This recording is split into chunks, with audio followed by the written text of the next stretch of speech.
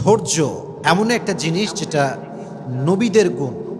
প্রত্যেকটা নবী ধৈর্যশীল ছিলেন, প্রত্যেকটা নবী সবের ছিলেন, প্রত্যেকটা নবীকে আল্লাহ তাআলা শক্তির মতো একটা অসাধারণ ক্ষমতা দিয়েছিলেন। প্রিয় ভাইয়েরা, সবর হচ্ছে এমন একটি হাতিয়ার, এমন একটি যন্ত্র যা কখনো ব্যর্থ হয় না।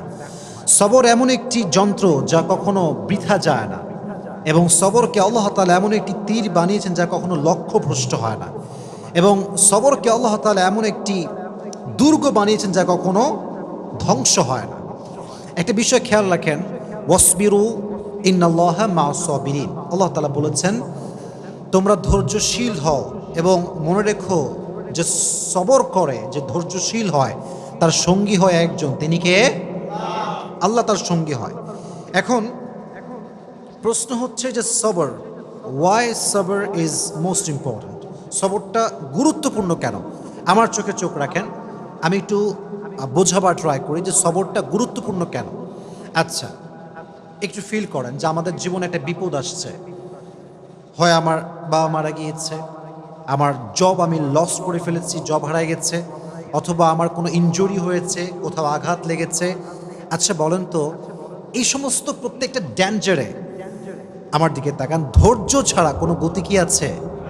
কোনো গতি নাই। There is no alternative way of সবর। সবরের কোনো প্রকার কোনো বিকল্প রাস্তা নেই। সবর হচ্ছে মুমিনের জীবনের সফলতার সবচেয়ে বড় হাতিয়ার। তবে আমি আজকে আলোচনাটা একটু লম্বা করব, এই জন্য সবর এটা মেয়েদের জন্য জরুরি, ছেলেদের জন্য জরুরি, সবার জন্য জরুরি। কারণ পরীক্ষা শুধুমাত্র ছেলেদের জীবনেই আসে না, মেয়েদের জীবনেও পরীক্ষা আসে না নাই? একজন মেয়ে যে বিয়ে করেছে, আব্বা আম্মার ঘর সংসার সব ছেড়ে আসছে, এসে দেখছে যার জন্য সব ছেড়ে আসছে সে তার মতো না, স্বামী খারাপ। এরকম মাঝে মাঝে হয় না? তো এই যে মেয়েটার শ্বশুর বাড়ি খারাপ, শাশুড়ি খারাপ, স্বামী খারাপ, তার জীবনেও সবরের দরকার আছে না নাই? আরেকজন মেয়েকে না আপনি ভাবেন, যে মেয়েটা বিয়ে করেছে, জাস্ট মনে করেন 1 মাস হয়েছে, 1 মাস পরেই তার স্বামী মারা গিয়েছে, বিধবা হয়ে গিয়েছে। এই মেয়েটার জীবনও সবরের দরকার আছে না নাই? তার মানে লাইফের একটু গভীরভাবে ভাবলে বুঝবেন যে লাইফের প্রত্যেকটা স্টেপে স্টেপে ধৈর্যের বিকল্প কোনো রাস্তা হতে পারে। You must have to be patient. In every kind of situation, you must have to be patient. যতটা কষ্ট আসুক না কেন, ধৈর্য আমরা হারাবো না। রাজি আছেন তো ইনশাআল্লাহ? আচ্ছা, আমি কোরআন থেকে কিছু এক্সাম্পল দিব ধৈর্য কাকে বলে, নবীদের ধৈর্য কেমন ছিল, এবং আমি হাদিস থেকেও কিছু এক্সাম্পল দিব যে কিভাবে আমরা ধৈর্যশীল হতে পারি। এবং মহিয়সী নারী যারা ছিল, যেমন আম্মা জান আয়েশা রাদিয়াল্লাহু তাআলা আনহা, এবং নবীজির ফার্স্ট ওয়াইফ যিনি ডিভোর্সি ছিলেন, তিনি হচ্ছেন খাদিজাতুল কুবরা রাদিয়াল্লাহু তাআলা আনহা, যাকে নবীজি বিয়ে করেছিলেন কত বছর বয়সে বলতে পারবেন? 40 বছর। কত বছর? তার জীবন থেকে আমরা সবরের শিক্ষা কেমন করে নিতে পারি? আয়েশা রাদিয়াল্লাহু তাআলা আনহার জীবন থেকে আমরা সবরের শিক্ষা কেমন করে নিতে পারি? আমরা এখান থেকে শিক্ষা গ্রহণ করার ট্রাই করবো। সকলে বলেন ইনশাআল্লাহ।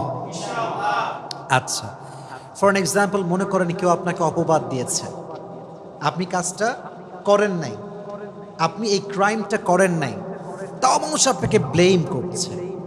আপনার কোনো হারাম অ্যাফেয়ার নাই, মানুষ আপনাকে ব্লেম করছে যে আপনার একটা হারাম অ্যাফেয়ার আছে।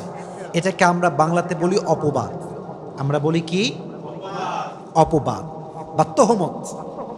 আমি যেটা করি না সেটা মানুষ আমাকে মনে করে এবং আমাকে ব্লেম করে, এটার নাম হচ্ছে অপবাদ। আমি জাস্ট ছোট্ট একটা হাদিস বলবো। আগে প্রশ্ন করি, নবীজির একজন কুমারী স্ত্রী ছিলেন, যেই একমাত্র স্ত্রী, কখনো বিয়ে করেন নাই, তার ডিভোর্স হয়নি, তার স্বামী মারা যায়নি। তার নামটা কি প্রিয় ভাইয়েরা? আয়েশা রাদিয়াল্লাহু তাআলা আনহা। ছোট্ট একটা হাদিস শেয়ার করছি। নবীজির মোট স্ত্রী ছিল কয়জন বলেন তো? 11 জন। জোরে বলেন কয়জন? 11 জন। 11 জন স্ত্রীকে নবীজি ঘুরতে নিয়ে যেতেন। তবে এটা একটা সিস্টেম ছিল, লটারি সিস্টেম। নবীজি একটা বাক্সে সবার নাম লিখে রাখতেন, যার নামটা উঠতো তাকে নবীজি ঘুরতে নিয়ে যেতেন। সুবহানাল্লাহ পড়ে।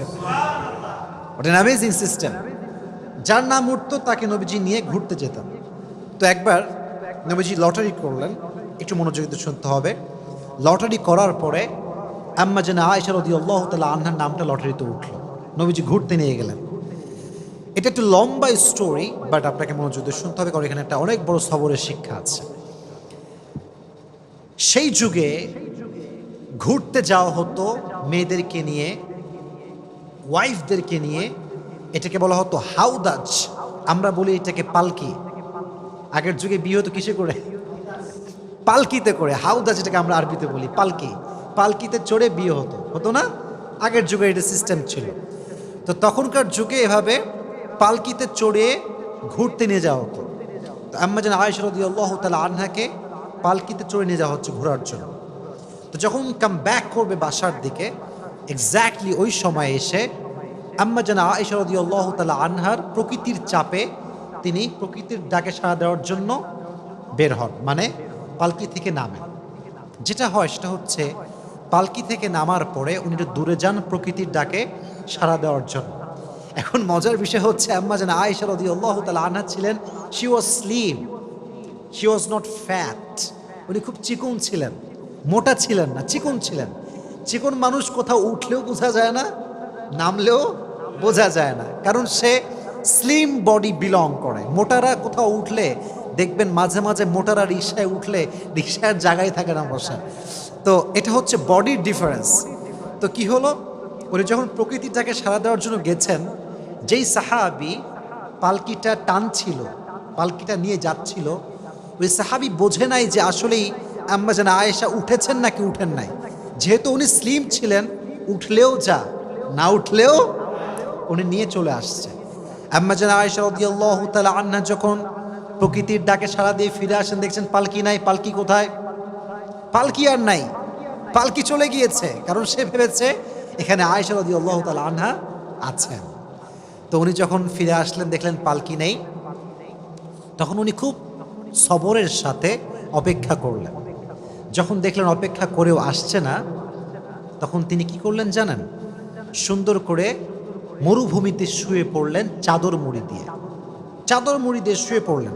অনেক লম্বা স্টোরি, আমি প্রেসাইজলি বলছি, but there is a lesson, very important lesson, অনেক গুরুত্বপূর্ণ একটা শিক্ষা আছে। তো যখন নবীজি দেখলেন যে আয়েশা নেই রাদিয়াল্লাহু তাআলা আনহা, উনি একজন সাহাবীকে লস্ট অ্যান্ড ফাউন্ডের দায়িত্ব দিয়েছিলেন, যে কে হারাচ্ছে, কে সফরে আছে, কে নেই, এটা খোঁজাখুঁজির জন্য। যেমন যদি আপনারা কখনো পিকনিকে যান, দেখবেন যে একজন লোক থাকে যে মাইক নিয়ে ডাকে, অমুকে আসছে কিনা, অমুকে বাসে উঠেছে কিনা। এরকম পিকনিকে হয় কি হয় না? হয়। ডাকে, কোথায় কে আছো, কে মিসিং আছো, বের হয়ে আসো। তো যেই সাহাবীকে নবীজি দায়িত্ব দিয়েছিলেন তার নাম হচ্ছে আব্দুল্লাহ ইবনে মুআত্তাল।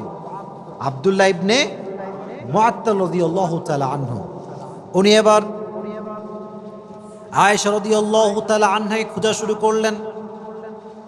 খুঁজতে খুঁজতে তিনি দেখতে পেলেন আয়েশা রাদিয়াল্লাহু তাআলা আনহা মরুভূমির মাঝখানে চাদর মুড়ি দিয়ে শুয়ে আছেন। উনি বুঝতে পারেন এটাই আয়েশা রাদিয়াল্লাহু তাআলা আনহা।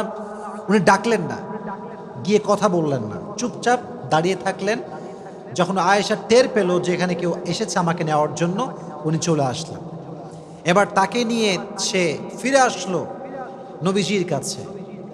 কিন্তু যেহেতু সফরে সবাই ফিরে গিয়েছে বাসাতে, আর সর্বশেষ আব্দুল্লাহ ইবনে মুআত্তাল আম্মা জান আয়েশাকে নিয়ে ফিরে এসেছেন, মুনাফিকদের সর্দার আব্দুল্লাহ ইবনে সালুল সুযোগ পেয়ে গেল। কি সুযোগ? এবার সে ব্লেম শুরু করলো যে আয়েশার সঙ্গে এই সাহাবীর একটা জেনার সম্পর্ক আছে। সকলে বলেন নাউজুবিল্লাহ। পৃথিবীর সবচাইতে সতীত্ববান নারীর উপরে জেনার ব্লেম, কত বড় মারাত্মক জঘন্য অপরাধের ব্লেম। আপনি চিন্তা করতে পারেন কার ব্যাপারে? আপনার ব্যাপারে নয়, আমার ব্যাপারে নয়, সবচেয়ে সতীত্ববান নারী আয়েশা রাদিয়াল্লাহু তাআলা আনহার ব্যাপারে ব্লেম করা হলো যে সে এই সাহাবীর সঙ্গে ওই মরুভূমি থেকে আসার সময় খারাপ কাজ করেছে, অন্যায় করেছে, জেনা করেছে। কিন্তু বিষয়টা আয়েশা জানতেন না যে আমার বিষয়ে এই ব্লেমটা করা হয়েছে। কিন্তু উনি ফিল করলেন যে প্রিয় নবীজি আমাকে আগে যেমন আদর করতেন এখন আর তেমন আদর করেন না, আগে যেমন ভালোবাসতেন এখন তেমন আর ভালোবাসেন না। এটা তিনি ফিল করতে শুরু করলেন, but she had no idea যে আমাকে এরকম এরকম একটা ব্লেম করা হয়েছে। তো একটা সময় গিয়ে আয়েশা রাদিয়াল্লাহু তাআলা আনহা বাবার বাসায় আসলেন। বাবার বাসায় যখন আসছে তখন আশেপাশের লোক বলতে শুরু করছে, আয়েশা তোমার নামে তো এরকম গুজব ছড়ানো হচ্ছে, তুমি নাকি অমুক সাহাবীর সঙ্গে এই সম্পর্ক করেছিলা সফর থেকে ফিরে আসার সময়। এটা শুনে আয়েশা রাদিয়াল্লাহু তাআলা আনহা just she was shocked and thunder. এটা কেমন কথা, কত বড় মিথ্যা অপবাদ আমার উপরে। কিন্তু দেখেন, পৃথিবীর নির্মম বাস্তবতা হচ্ছে কষ্টে পড়লে বোঝা যায় যে কে আপন কে পর।